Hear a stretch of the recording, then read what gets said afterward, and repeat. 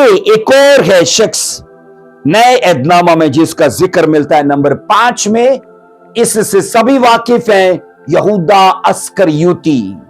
यहूदा अस्करियोती अजीजों, ये खुदाबंद यीशु मसीह का शागिर्द था और इसके बाप का नाम शमाउन अस्करियोती था। इसके बाप का नाम शमाउन अस्करियोती, जो आपको यूहन्ना की अंजील 6 चैप्टर उसकी 71 वर्स में, 71 मतलब 71 आयत में आपको ये मिलेगा कि उसके बाप का नाम शमाउन अस्करियोती था।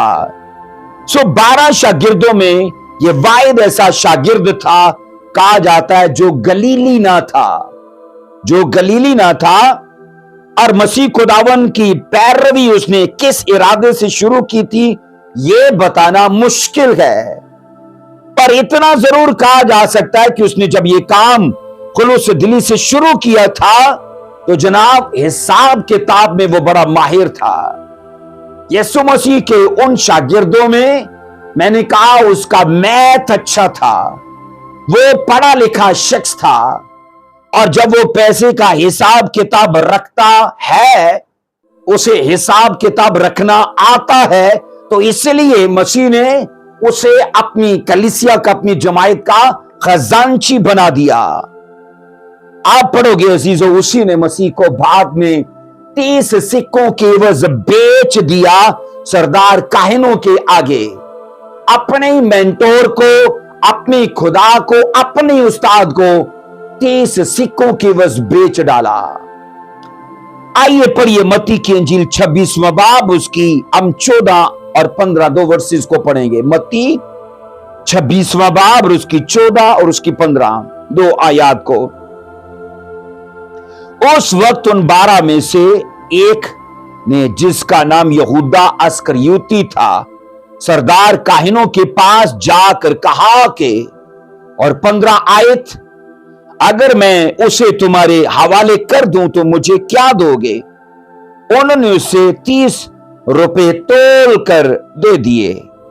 मत्ती 27 की 3, 4 और 5 को पढ़ेंगे। मत्ती 27 की 3, 4 और 5 को।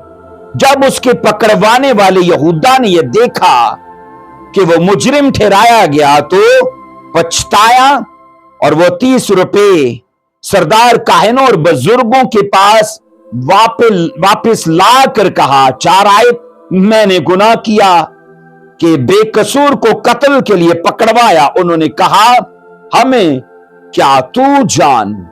और 5 आयत कहती है, वो रुपयों को मकदस में फेंक कर चला गया और जाकर अपने आप को फांसी दी। अब सुनो, यहूदा के मामले में उसकी फांसी को लेकर जो बातें सामने आती हैं अजीजों, जो बातें यहूदा के लिए खुदकुशी का सबब बनी हैं, वो बातें कौन सी हैं? नंबर 1 में कहा जाता है, उनमें से पहली बात यह है कि उसे एहसास हुआ कि उसने बेकसूर को पकड़वा कर जुर्म किया है।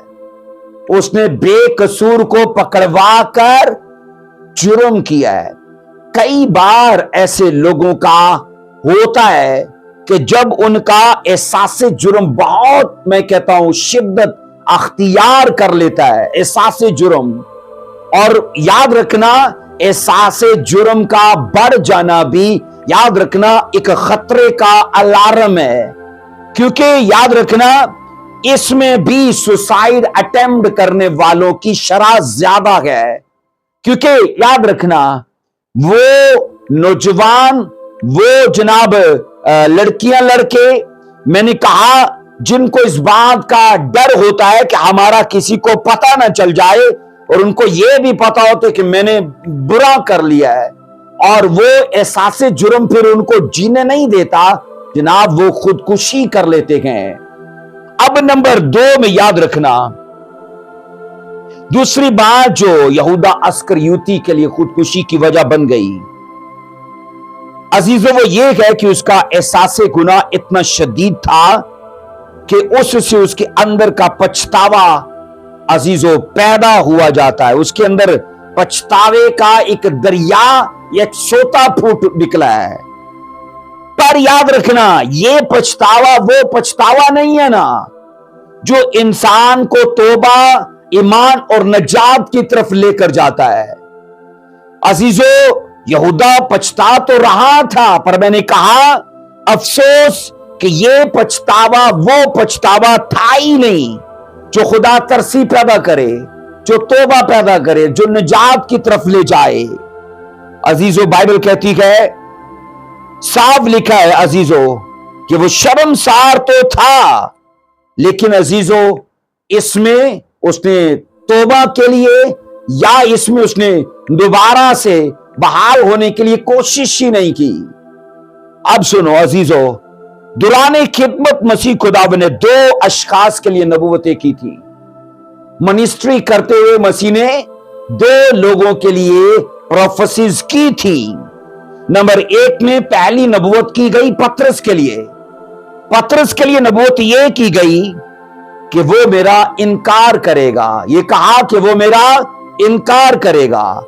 اور دوسری نبوت کی گئی یہودا اسکریوتی کے لیے کہ جس کا ہاتھ میرے ساتھ اس تھالی میں ہے وہ مجھے پکڑوائے گا۔ اب یسوع مسیح نے سیدھا پطرس کے لیے اور سیدھا یہودا کے لیے دوران خدمت یہ 2 نبوتیں کر دی تھی۔ عزیزو، مسیح خداوند کی نبوتیں دونوں کے حق میں پوری اب یقیناً ہونی تھی۔ اگر وہ پوری نہ ہو تو کیا مسیح جھوٹے تھے؟ ان نبوتوں کو اگر مسیح کو سچا ہونا ہے تو ان نبوتوں کو پورا ہونا تھا، ان کو کوئی پورا ہونے سے روک ہی نہیں سکتا۔ اب عزیزو، ایسے کیسے ہو گیا کہ مسیح کا انکار کرنے والا کلیسیا کا لیڈر بن گیا؟ مسیح کا انکار کرنے والا، میں نے کہا عزیزو، چرچ کا بشپ بن گیا، چرچ کا رہنما بن گیا، چرچ کا لیڈ کرنے والا بن گیا۔ اور عزیزو، پھر ایسا کیا ہوا کہ مسیح کو پکڑوانے والا پھانسی تک جا پہنچا، انکار کرنے والا لیڈرشپ میں چلا گیا ہے، اور میں نے کہا عزیزو سکوں میں بیچنے والا پھانسی تک جا پہنچا ہے، جبکہ سوچو نبوتیں تو دونوں کے حق میں ہوئی ہیں۔ عزیزو، پروفیسیز کا دونوں کے حق میں پورا ہونا ضروری تھا، پر سوال اپنی جگہ پر ہے، پھر ایسا کیا ہوا ہے کہ جناب حق میں دونوں کے نبوتیں پوری ہوئی ہیں پر ایک انکار کرنے والا لیڈر بن گیا اور مسیح کو بیچنے والا خودکشی کر رہا ہے؟ اب عزیزو سنو، پطرس کے معاملے میں کہا جاتا ہے حقیقی پچھتاوا تھا، پطرس کے معاملے میں کہا جاتا ہے حقیقی ندامت تھی، حقیقی شرمندگی تھی، کیونکہ بائبل کہتی وہ باہر جا کر زار زار رویا۔ یہ ہے پچھتاوا۔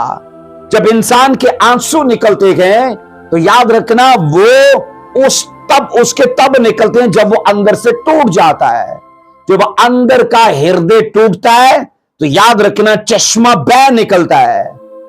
آؤ پڑھو ذرا لوکا 22 کی 61 ورس کو، 22 چیپٹر اور میں نے کہا 61 ورس کو پڑھنا۔ اور خداوند نے پھر کر پطرس کی طرف دیکھا اور پطرس کو خداوند کی وہ بات یاد آئی جو اس سے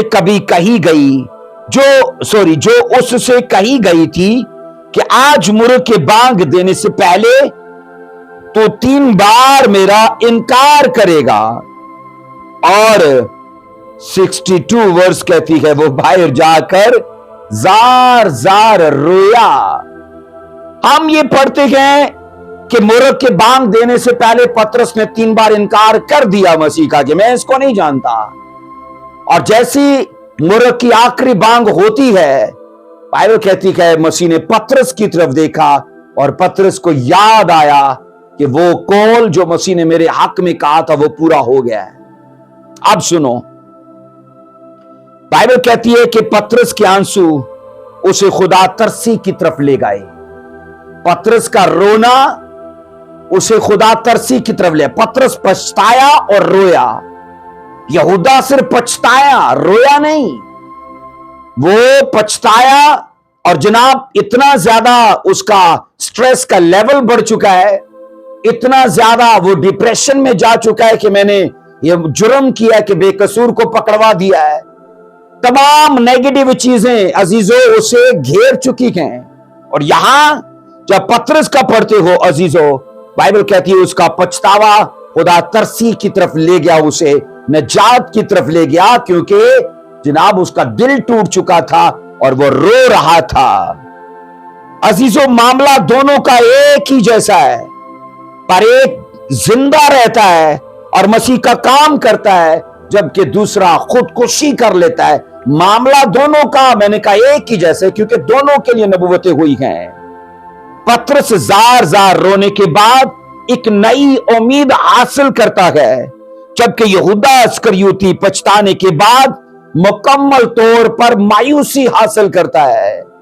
सोच लो क्या बड़ा फर्क है इन दोनों में। यहूदा पछताने के बाद मायूसी हासिल करता है, पतरस, मैंने कहा, पछताने और जार जार रोने के बाद एक नई उम्मीद हासिल करता है। अजीजों, एक सर्वे के मुताबिक कहा जाता है जितने लोग सुसाइड अटेम्प्ट करते हैं उनमें ज्यादातर लोग किसी न किसी मायूसी और किसी न किसी नाउमीदी का शिकार होते हैं। ये सर्वे बताता है। जब अमवात को देखा जाता है और उनमें से जितनी सुसाइडल केस होते हैं, तो उनका जब मुशाहिदा और तहकीक की जाती है तो सामने ये बातें आती हैं। एक ये शख्स अपनी लाइफ में मायूस था और दूसरा ये मुकम्मल तौर पर नाउम्मीद था। अब होता गया है जनाब, वो जिंदगी से फरार होना ही अपने लिए हल समझते हैं, जबकि ये टोटली गलत है। मायूसी का अजीजों हल याद रखना सुसाइड नहीं है, बल्कि उसे फेस करना है। उसको, मैंने कहा, लड़के उसकी धज्जियां उड़ाना है, ये उसका हल है। अब सुनो अजीजों, खुदकुशी के तमाम वाकयात अजीजों जो हमने पढ़े हैं ना, ये सभी के सभी अजीजों वो लोग हैं जो खुदा से दूर थे। उन्होंने खुदा के खिलाफ नाफरमानी की, खुदा के खिलाफ गुनाह किया, और उन्हें बाइबल कहती है अजीजों अक्ल उनकी जाती रही।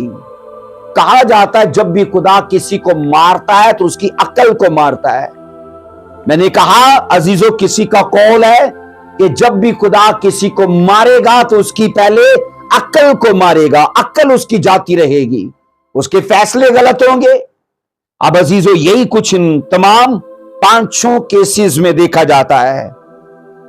उन्होंने दीदा दानिस्ता नाफरमानी की जिंदगी गुजारने के बाद आखिरी और हतमी गुनाह का अमल यह किया, खुदकुशी कर ली।